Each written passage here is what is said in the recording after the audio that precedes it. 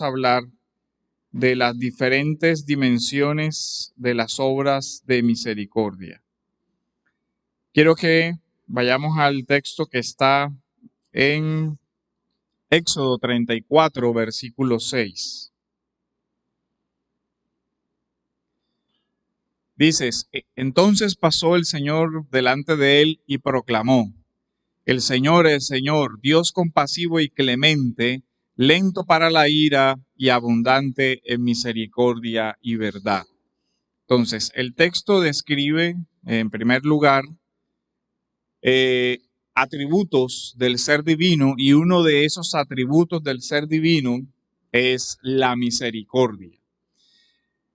Luego, en el Evangelio de Lucas se nos habla de la misericordia como una de esos atributos del Señor que debemos imitar.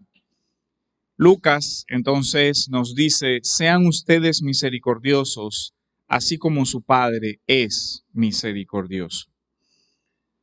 Y luego nosotros vemos que Dios nos llama a amar al prójimo, pero no de cualquier manera, sino a amarlo de acuerdo al amor que es el fruto del Espíritu Santo. Y en el texto de Romanos, en el capítulo 5, versículo 4, encontramos esa explicación. Dice, y la esperanza no desilusiona, porque el amor de Dios ha sido derramado en nuestros corazones por medio del Espíritu Santo que nos fue dado. Ahora, nosotros somos llamados a amar. ¿Con qué amor? Con el amor que Dios pone en el corazón del hombre. Es decir, con un amor que es el amor divino, el amor que es el resultado de la gracia de Dios en el corazón del hombre. Entonces, este atributo divino de la misericordia está llamado a ser reproducido y expresado por medio de nosotros los creyentes. Es decir, debemos vivir ese amor que Dios ha colocado en nuestros corazones, en primer lugar, evidentemente dirigido hacia Dios, pero también dirigido hacia los hermanos, es decir, hacia la comunidad de los creyentes en el contexto de la comunión de los santos. Pero el amor al que la Escritura nos llama se extiende hacia el prójimo, incluso hacia los enemigos. De esa naturaleza es el amor cristiano. Ahora, ¿de qué hablamos cuando hablamos de misericordia? ¿Cuál es el sentido primario? Es un término que indica el amor entre sujetos que brota de una especial relación entre ellos. Cuando nos referimos a Dios, decimos que el amor de Dios expresa una relación particular con su pueblo, y eso se ve ¿dónde? En el pacto. Dios tiene una especial misericordia con su pueblo en virtud del pacto que ha celebrado con su pueblo.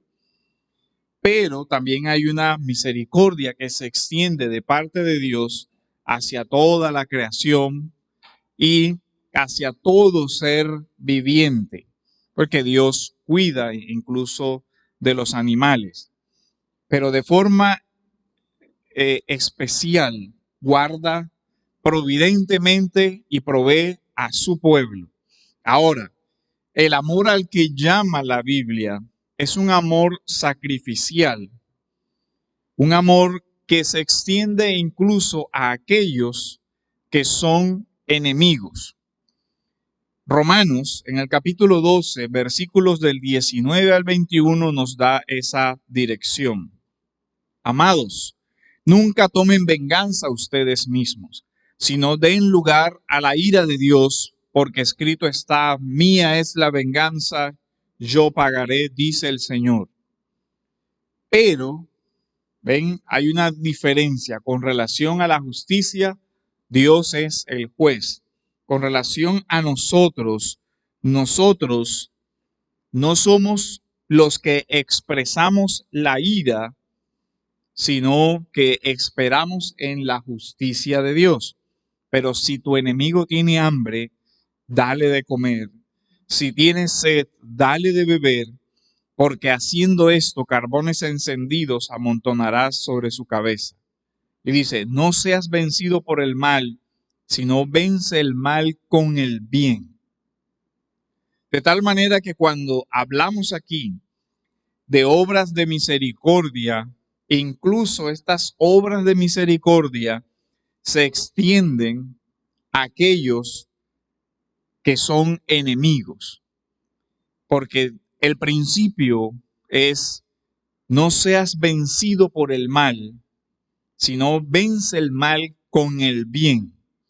Es decir, frente a la injusticia, respondemos de una manera diferente a la venganza. Sin que eso anule el principio de la justicia, lo que hacemos es trasladar el poder de juzgar, condenar a Dios y no a nosotros. Ahora, eso evidentemente en el plano de la esfera espiritual. Ya el tema de daños materiales y todo lo demás corresponde incluso a la justicia humana cuando sea necesario. Las obras de misericordia entonces deben surgir en primer lugar del amor que nosotros tenemos hacia el prójimo. Normalmente siempre se enfoca el tema del amor al prójimo desde el Nuevo Testamento. Pero el principio que el Señor recoge en el Nuevo Testamento del amar al prójimo es un principio que se encuentra desde el Antiguo Testamento. Lo que sucede de forma especial en el Nuevo Testamento es que el amor ha sido encarnado, mostrado en la vida y obra de Jesús en la historia. Pero como tal, el mandato de amar al prójimo y las implicaciones ya estaban desde todo el Antiguo Testamento. Aunque el Señor dice un mandamiento nuevo, en realidad es un mandamiento antiguo que tiene una nueva dimensión a partir de su amor sacrificial y de su obra en esta tierra. En Levítico, en el capítulo 19, versículos del 17 al 18, dice de la siguiente manera: no odiarás a tu compatriota en tu corazón. Ciertamente podrás reprender a tu prójimo, pero no incurrirás en pecado a causa de él. No te vengarás ni guardarás rencor a los hijos de tu pueblo. Es lo mismo que dice Romanos: mía es la venganza, yo pagaré. Y dice, sino que amarás a tu prójimo como a ti mismo, yo soy el Señor. Este precepto ya venía desde el primer pacto. Ahora, cuando hablamos de misericordia, entonces estamos hablando de un amor que se expresa de formas muy concretas, y las formas como se debe expresar la misericordia corresponden a la misma estructura del ser humano.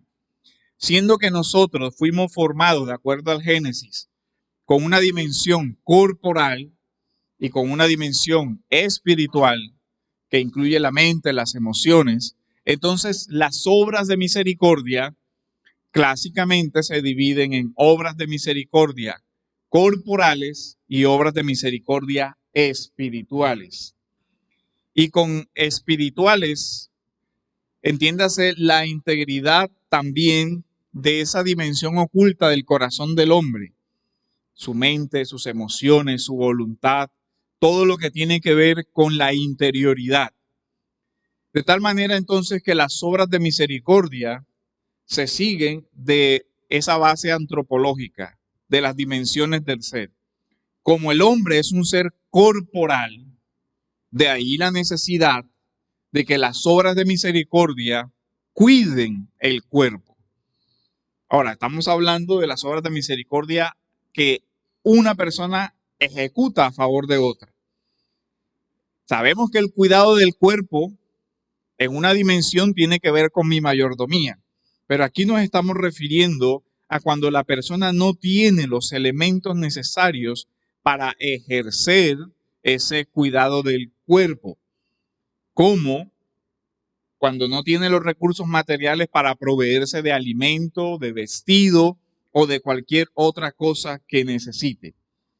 Por eso las obras de misericordia corporales son las que vimos también cuando Mateo nos hablaba de dar de comer al hambriento, dar de beber al sediento, vestir al desnudo, acoger al forastero, asistir al enfermo, visitar a los presos e incluso enterrar a los muertos, como un acto de misericordia.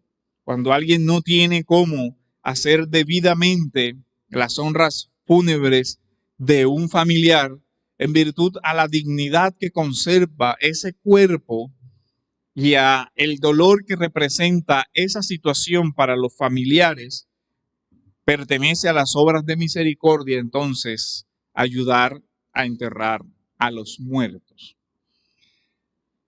En el profeta Isaías también vemos cómo ya critica aquello que explicamos en la exposición anterior, y es esa religiosidad hipócrita que aparenta un culto a Dios, pero que ignora las implicaciones morales, sociales del reino, que ignora el dolor del prójimo.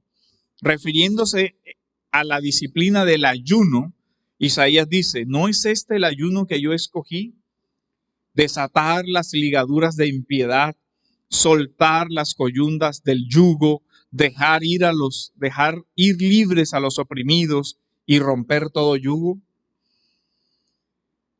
¿No es para que compartas tu pan con el hambriento y recibas en casa a los pobres sin hogar, para que cuando veas al desnudo lo cubras y no te escondas de tu semejante? Entonces tu luz despuntará como la aurora y tu recuperación brotará con rapidez.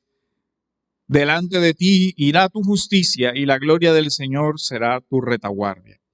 Lo que Isaías está reclamando al pueblo en esa condición es, dice, ustedes se acercan a mí, ustedes hacen sacrificios, ayunan, dice, pero no hay ningún arrepentimiento en su corazón. Ayunan para obtener cosas que ustedes desean. Ayunan pidiendo mi misericordia, pero ustedes no son para nada misericordiosos. Ustedes piden libertad de los oprimidos, pero oprimen a los que tienen a su cuidado. Ustedes piden que Dios les provea de todas las cosas, pero no tienen el amor para dar de comer al hambriento. Dice, entonces, ¿cómo es que te acercas a mí? Es lo que dice el Señor, ofreciéndome un ayuno que no se refleja en lo que tú estás pidiendo. Dice, no es el verdadero ayuno, dirá Isaías más adelante, que realmente compartas tu pan con el hambriento, que proveas a los pobres sin hogar. Entonces, las obras de misericordia en la dimensión corporal tienen que ver entonces con esa dignidad del cuerpo. Si hay una persona que no tiene vestido, en virtud de esa dignidad humana, de esa imagen de Él, en Dios, que Dios le dio esa imagen, su cuerpo debe ser cuidado. Por eso debe ser vestido, alimentado y cualquier otro de lo que tenga necesidad. Tener cuidado de las necesidades corporales de los hermanos y en general de todo ser humano es un mandato de la Escritura. Es un mandato que expresa el amor fraterno e incluso decimos el amor hacia todas las personas. ¿Qué estamos insistiendo con este precepto? El amor al prójimo no se reduce a aquellos que pertenecen a nuestro círculo. no se reduce a aquellos que pertenecen a nuestro círculo evangélico o de la iglesia, es decir, no se reduce solo a los hermanos de la iglesia. Aunque la Escritura establece claramente órdenes de prioridad. Por ejemplo, dice, primero deberías tener misericordia con tus familiares, ¿cierto? ¿Se acuerdan? En Timoteo dice, pero si tú ves a tu padre o a tu madre o a tu hermano tener necesidad, tienes que ayudarlo. Y lo veíamos con el tema del Corbán, debes ayudarlo. Luego, si tú ves a un hermano de la iglesia tener necesidad, debes ayudarlo, porque son los principios de la Escritura, porque eso es la fraternidad. Pero lo particular de la espiritualidad cristiana es que no exige solamente esa misericordia con aquellos que son nuestros familiares o con aquellos que son nuestros hermanos, sino que exige esa misericordia para el ser humano en general, es decir, para todo aquel que es prójimo. Curiosamente, la parábola del samaritano se utiliza mucho para hablar de las obras de misericordia, pero esa parábola realmente no ilustra eso. La parábola responde a una pregunta y es, ¿hasta dónde deben llegar mis obras de misericordia? Porque todo el mundo sabía que había que tener misericordia con el hermano. Pero la pregunta era, ¿se puede extender un poquito más la misericordia? Es como si dijéramos hoy, o en esa época la pregunta era, sabemos que Israel es el pueblo del pacto. Nosotros tenemos una ley. Esa ley da preceptos de misericordia. Por ejemplo, vas a dejar la tercera parte de la esquina de tu campo para el pobre. Pero ¿se aplica esa ley al extranjero? ¿Y qué pasa si él no es israelita? ¿También debo hacer con él misericordia? Y peor, ¿qué pasa si él es enemigo? ¿También debo hacerle misericordia? Dicen, no creemos que eso llegue hasta allá. Ya eso sería una exageración muy grande. Pero el Señor toma precisamente a alguien fuera del pueblo, un samaritano, para mostrar que el prójimo es aquel, y miren la definición de prójimo como el Señor la plantea, porque la pregunta es, ¿quién es mi prójimo? Y la forma como él contesta dice, tú eres el que debe ser prójimo, porque el prójimo se define por aquel que necesita, aquel que tú veas tirado en la calle de este mundo, él es tu prójimo. ¿Cómo sabes quién es tu prójimo? Bueno, aquel que tú veas en necesidad. Y eso no tiene que ver ni con condición religiosa, ni con condición política, ni de cualquier otra naturaleza. De ahí los contrastes que él hace.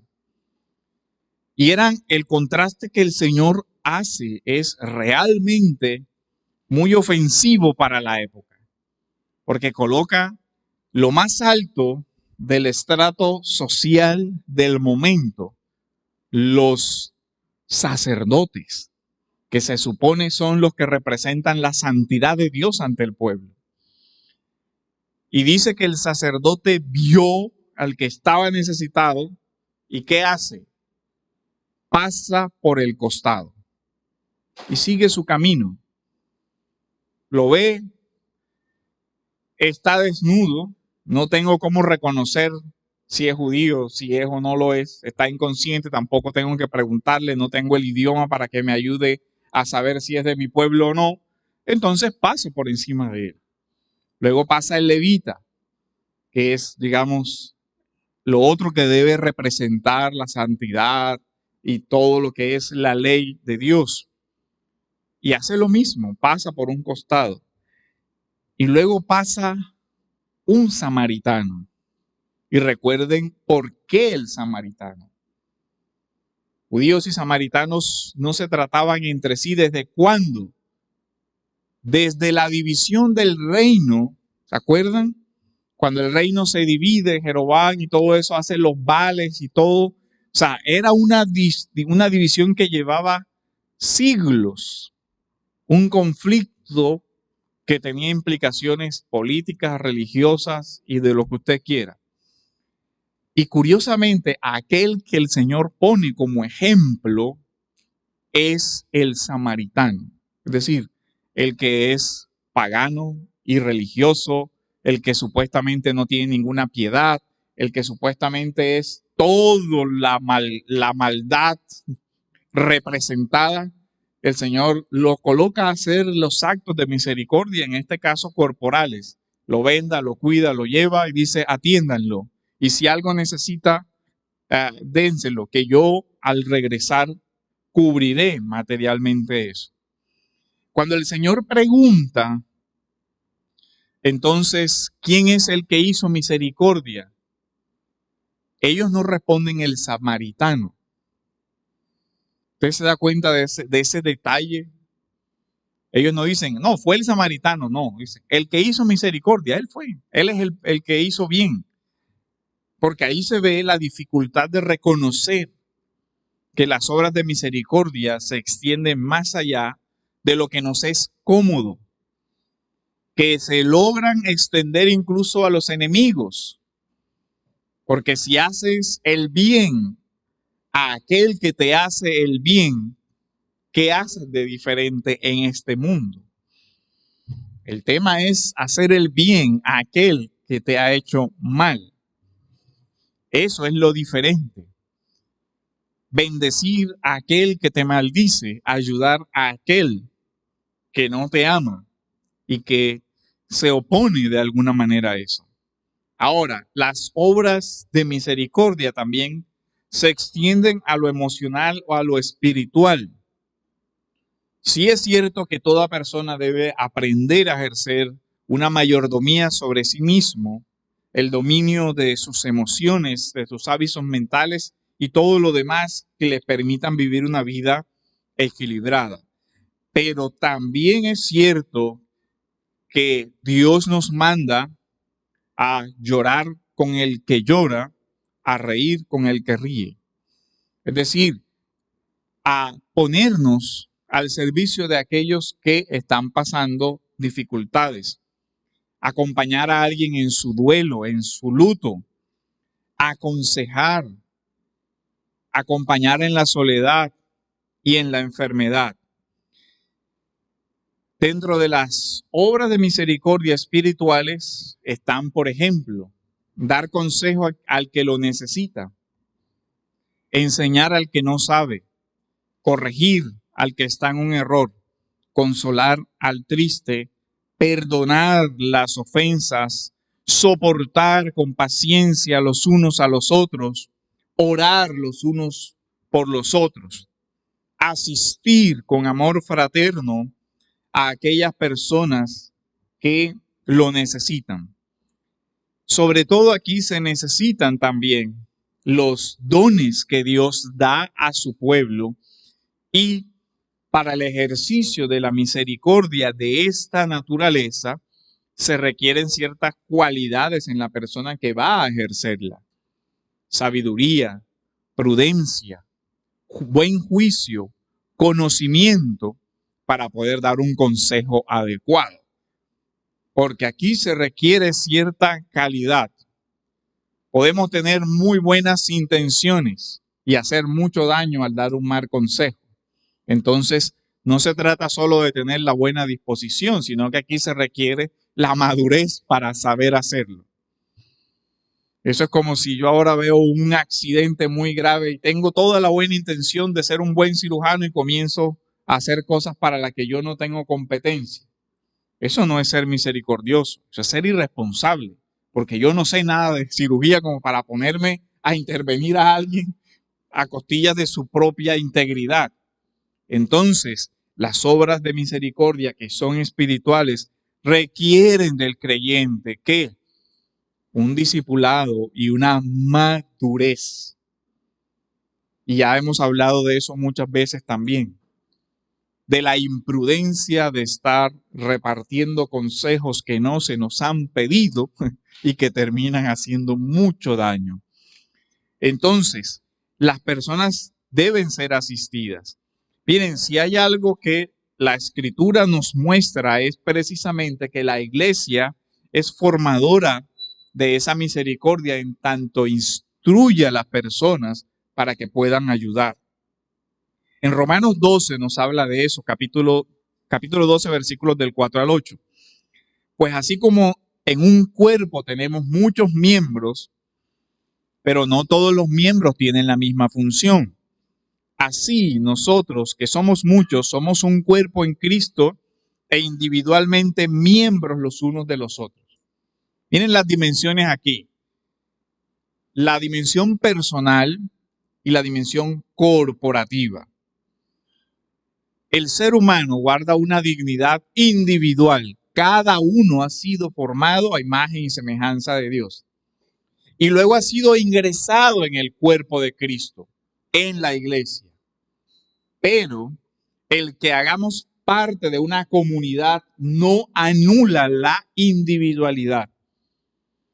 Porque ya eso es una distorsión. Cuando hay grupos que exigen que la persona abandone su misma dignidad, su propia capacidad de juicio, de razonar, de su propia madurez espiritual para depender del grupo como tal. Eso es un narcisismo colectivo y técnicamente eso es una secta peligrosa, porque está anulando al ser humano en las facultades que Dios le dio para convertirlo en uno más del rebaño, sujeto al pensamiento de ese líder, entre comillas, espiritual. Dentro de ese cuerpo, a cada uno Dios ha dado dones. Dice, pero teniendo diferentes dones, según la gracia que nos ha sido dada, usémosla. El de profecía, úsese en la proporción a la fe, si el de servicio en servir, el que enseña en la enseñanza, el que exhorta en la exhortación, el que da con liberalidad y el que dirige con diligencia, el que muestra misericordia con alegría. No vamos a discutir de los dones vigentes y de los que no, de la profecía y todo eso. El punto que es importante aquí es, a cada uno de nosotros, individualmente, Dios le ha dado unos dones. Esos dones tienen que ser puestos al servicio de los demás, servir con alegría.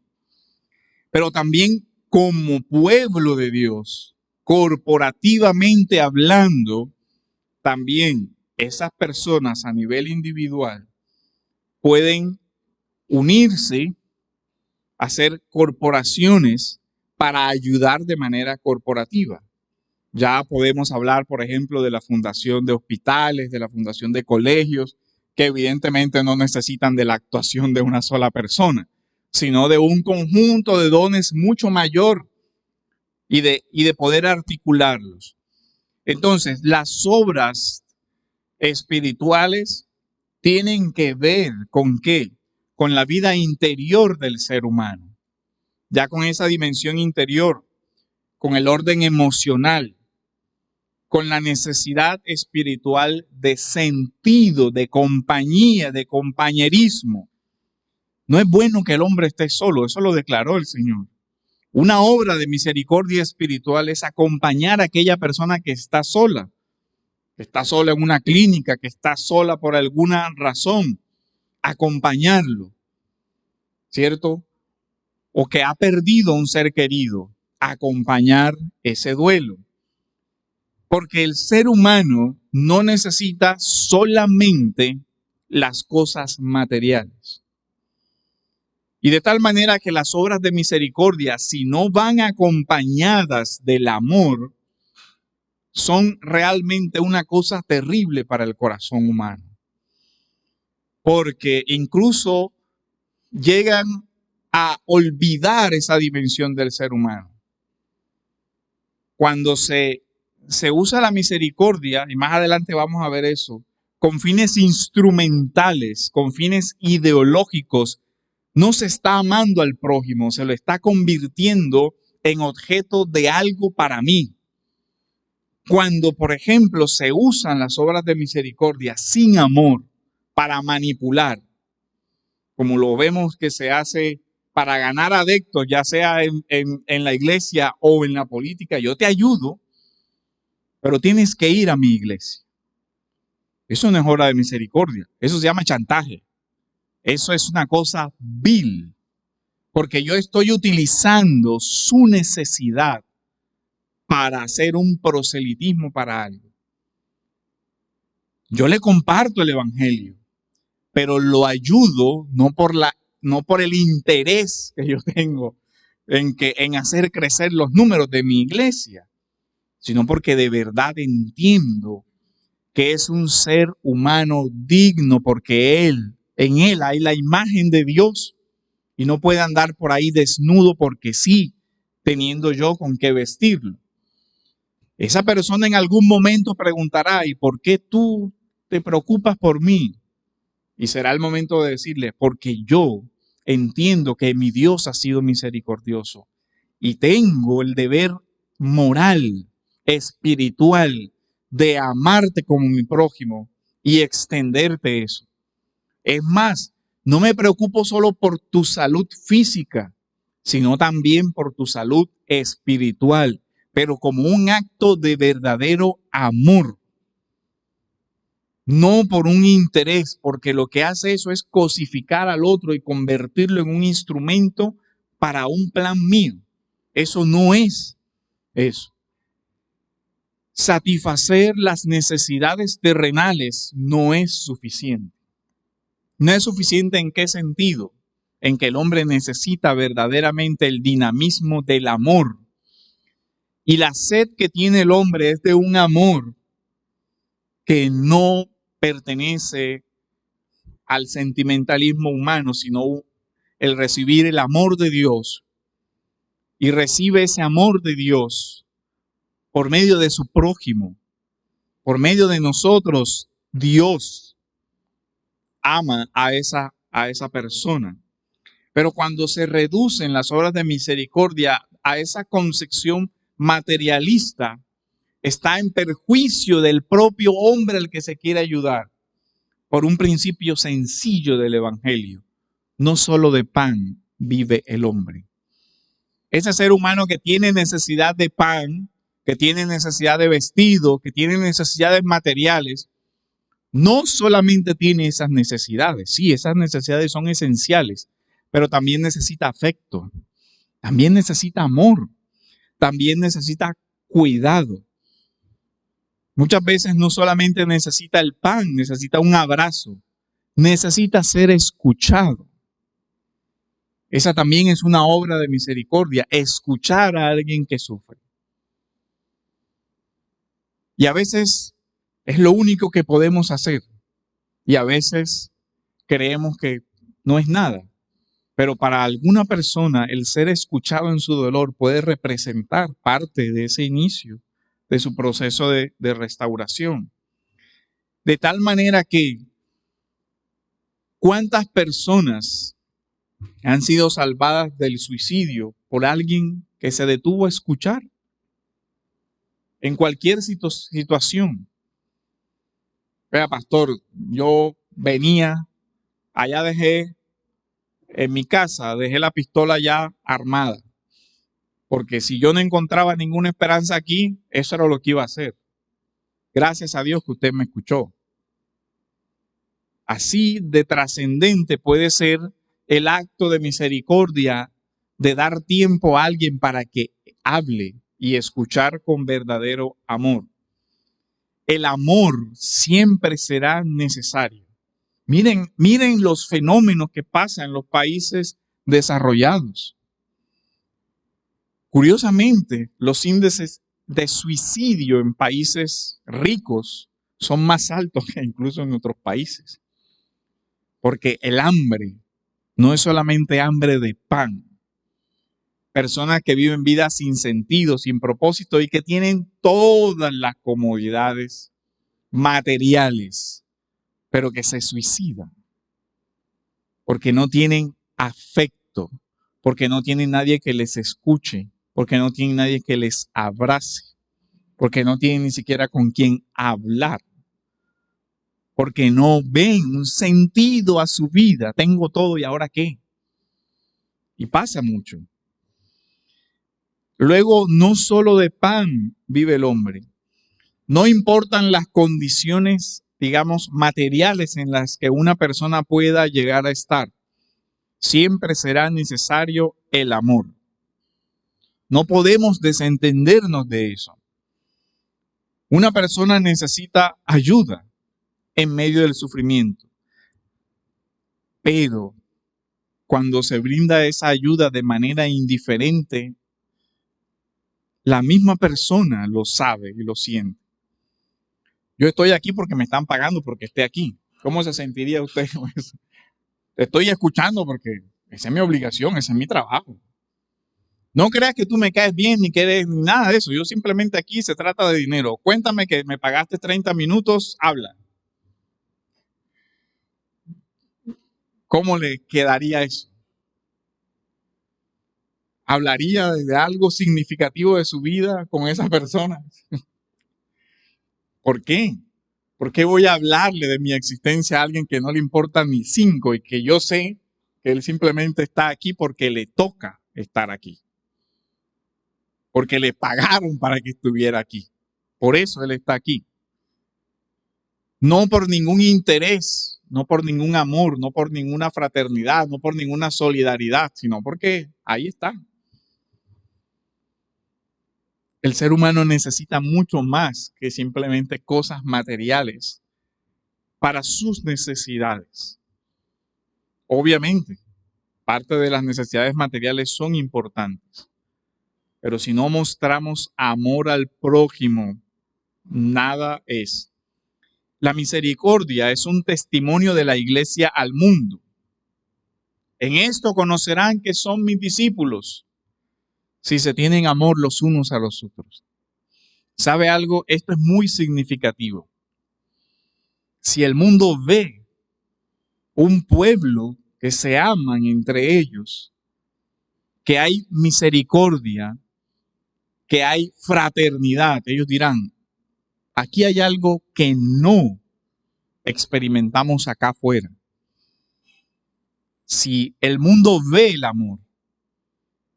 amor entre hermanos es una forma poderosa de impactar esta sociedad más de lo que nosotros pensamos. Y se acuerdan que eso siempre hablamos en la clase pasada, que era incluso efectos indirectos. ¿Se acuerdan cuando el Señor dice, porque tuve hambre me diste de comer, porque estuve desnudo, me vestiste, estuve preso y me visitaste? Y los discípulos preguntan, ¿cuándo? Nunca te vimos en eso. Dice, cuando lo hicieron con uno de estos pequeños, lo hacían conmigo. Así mismo el mundo verá por qué ellos se cuidan entre ellos cuando ni siquiera nuestras propias familias nos cuidan. Miren lo que pasó en la historia de la iglesia. Es interesante. En la época de las pestes romanas, los enfermos eran abandonados. Las personas simplemente salían huyendo de la crisis y abandonaban a sus enfermos en los caminos. Si alguien se enfermaba en una casa, el resto de los miembros de esa casa salía por la otra puerta y ahí lo dejaban a que muriera sin ninguna atención y cuidado, porque lo importante era escapar. Pero en medio de todo eso, los cristianos hicieron una cosa diferente. Se quedaron a cuidar a sus enfermos. ¿Y sabe algo? No solamente atendían a sus familiares, atendían a sus amigos, atendían a sus hermanos y atendían a los familiares de aquellos que habían sido abandonados. ¿Ya ven? porque la iglesia no abandonó. Y eso hizo una fuerte mella en el mismo imperio romano. Incluso los emperadores se preocuparon de la forma como el cristianismo crecía y se dieron cuenta de que ese testimonio de amor marcó la vida del mundo romano. Cipriano de Cartago en el 210 al 258 escribe así: los que están bien cuidan a los enfermos, los parientes atienden amorosamente a sus familiares, como deberían. Los amos muestran compasión hacia sus esclavos enfermos, los médicos no abandonan a los afligidos, estamos aprendiendo a no temer a la muerte. Miren lo que el testimonio de eso. Curiosamente, cuando la primera peste antonina en Roma, Galeno, el gran médico, lo primero que hizo fue salir corriendo. Dijo, aquí es sálvese quien pueda y punto. No importa que yo tenga los conocimientos médicos y pudiera ayudar. Simplemente no estoy dispuesto a sacrificar y a ponerme en riesgo por cuidar a alguien enfermo de una peste de esta naturaleza. Y se fue y abandonó la ciudad. Dionisio de Alejandría, entre el 190 y 264, alrededor del 200 después de Cristo, durante la segunda epidemia, dice algo similar. La mayoría de nuestros hermanos cristianos mostraron un amor y una lealtad sin límite, sin escatimarse y pensando solo en los demás. Sin temer al peligro, se hicieron cargo de los enfermos, atendiendo a todas sus necesidades y sirviéndolos en Cristo. Y con ellos partieron de esta vida serenamente felices. Miren, si hay algo que da dolor hoy en día, es como la iglesia es indiferente frente al sufrimiento de alguien. Si hay algo que oscurece el testimonio de Cristo, es la falta de amor por los que sufren. Si hay algo que empaña la historia de la iglesia, ha sido las veces en que la iglesia no ha cuidado ni siquiera a sus propios enfermos, que al contrario ha abandonado a los hermanos. Pero mire lo que dice aquí, porque se vieron infectados por otros de la enfermedad. Y dice, los mejores de nuestros hermanos perdieron la vida de esta manera. Mire el testimonio de la historia de la iglesia, dice, los mejores de nuestros hermanos murieron ayudando a sus hermanos. Dice, un cierto número de presbíteros, diáconos y laicos llegaron a la conclusión de que la muerte de esta manera, como resultado de una gran piedad y fe, era en todo semejante al martirio. Miren la concepción que tuvo la iglesia. Ahora, ¿por qué no debe ser así si el máximo ejemplo de misericordia y amor sacrificial fue el Señor que dio su vida por nosotros? Que dio su vida, que se entregó. La indiferencia de las personas ante el sufrimiento de otro es la muestra más terrible de nuestro egoísmo y de nuestro pecado. Cuando la vida y el sufrimiento del otro no nos importa, ahí vemos como en un espejo nuestra pecaminosidad. Se nos hace normal ver al que sufre y no sentir nada. Llega un momento en que la maldad de este mundo afecta tanto nuestro corazón que nos hace insensibles a la necesidad de otro. Llega un momento donde eso sucede. Y eso no es que me hice más fuerte, eso es que me hice indiferente frente a la miseria del otro. Eso no es que me hice más fuerte, es que me hice menos humano, menos capacitado moral y espiritualmente de identificarme con el otro. Esa es la gran tragedia que está enfrentando la iglesia. Ahora, lo que nosotros vemos es que tenemos ejemplo en Cristo Jesús que nos enseñó el amor. Y a lo que vamos aquí es que se trata de un amor distinto al que el mundo conoce. Si el mandamiento de Jesús se hubiera quedado, amaos los unos a los otros, solo fuera una ética más dentro de las muchas éticas de este mundo. Pero el Señor no dejó el mandamiento ahí. Amaos los unos a los otros como yo os he amado. Esa es la diferencia del amor cristiano, como yo os he amado. Y como yo les doy la capacidad de amar, ¿cómo? Como un fruto de algo que excede la naturaleza del ser humano, porque es el amor que viene de Dios, el amor que viene del Espíritu Santo.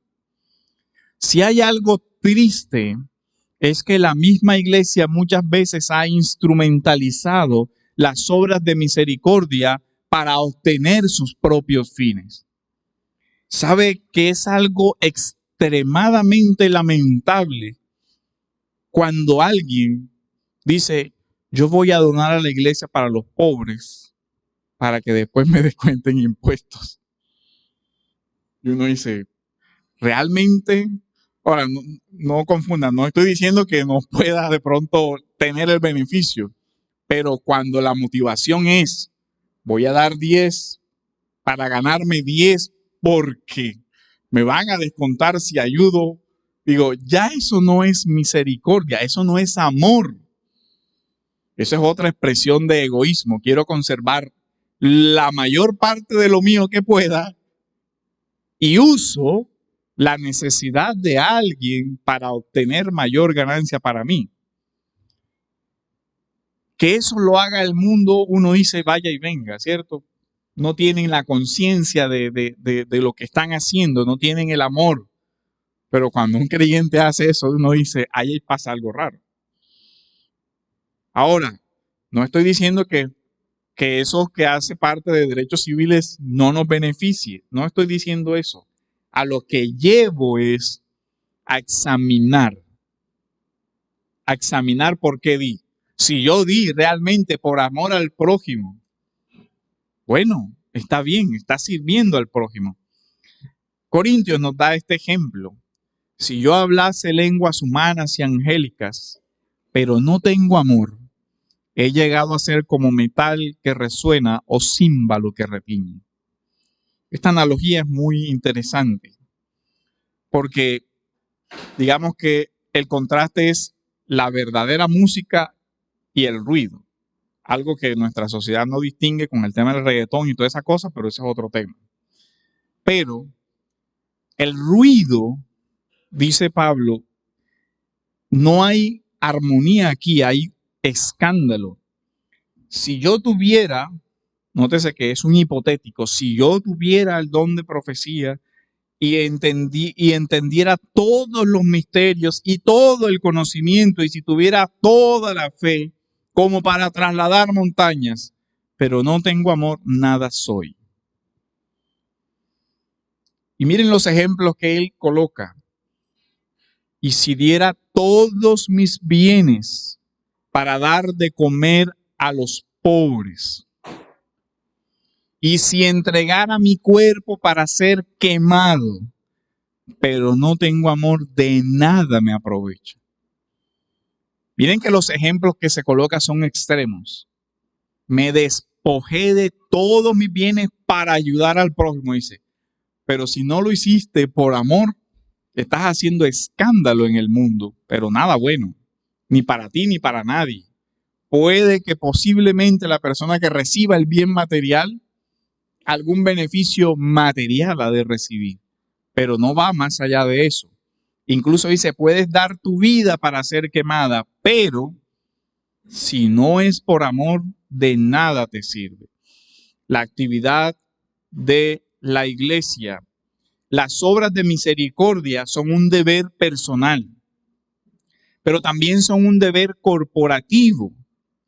Desde hace muchos siglos, la iglesia inspirada, por ejemplo, en la parábola del buen samaritano, se ha asociado para dar acogida a personas sin hogar.